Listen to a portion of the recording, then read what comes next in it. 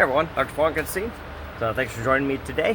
I got an update here for a vehicle that I've been having to work on. It's a new family vehicle. The Nissan Quest is getting smaller, our kids are getting bigger.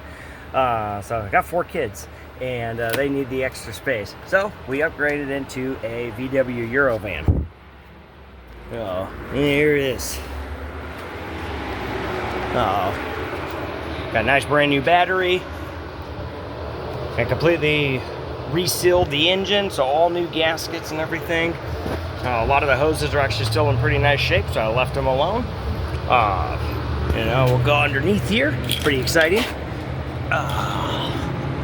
The new AC compressor, new alternator from actually the later models, and it actually fits in just fine without any issues.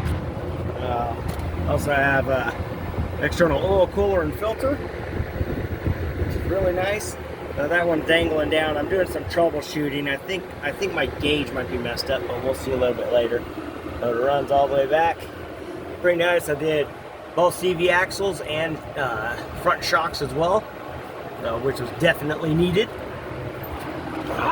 Going to hop up here. Yeah, we go to the back.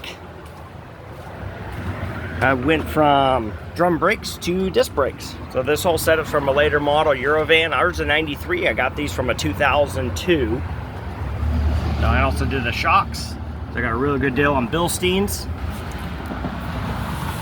And there you go.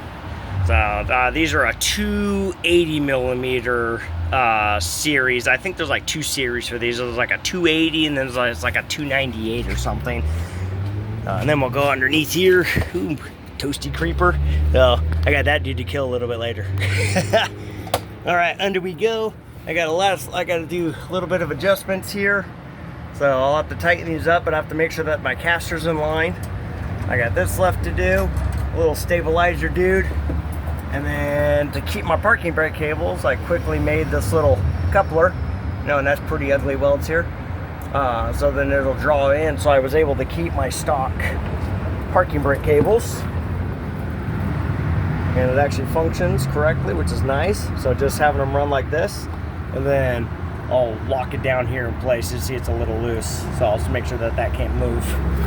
All right, out from underneath. I need to move my creeper so it doesn't get so extra more toasty. Woo! A little warm today. Now we're into the cab here. All right, so these are my updated gauges, my speedometer's GPS, which is actually nice. And on the back of it, you can actually set your mileage. So I was able to set to the mileage where it was. And then I got my volts, my fuel gauge, my temperature, and then my oil pressure. So I got to figure out if it's the gauge or if it's the sensor. So why my oil pressure one's not working. Hooked to mechanical shows I got good pressure, so either I got a sensor issue or gauge issue. I updated my stock because my other one had a screw holding it in right here. But that's all nice and updated. I got a new pad for the seat, change this out. And then I got this nice breathable cover that's going to be going over the seat. So I just left that one on. Yeah, nice little fun. Has a little pull-out screen, which is nice. So it has backup camera stuff too, but I haven't done that yet. This has rear, front, and rear AC and heat, which is really, really nice feature. Wow.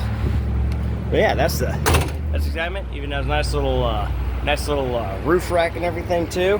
So nice 3 or 4 tone paint. It's like sandpaper. That's going to be going away. But I was all focused more on running aspect, getting all the oil leaks taken care of, because with mileage and year of the vehicle. But yeah, it's been actually pretty nice. So, well, thank you all very much for watching. Hopefully I got some more. I'll be doing a bit more work on other things as I can. I got a few couple things just to get off the plate. So, but the family stuff comes first. My family vehicles and daily driver. So, well, thank you all for watching. I really appreciate it. Y'all have a good day.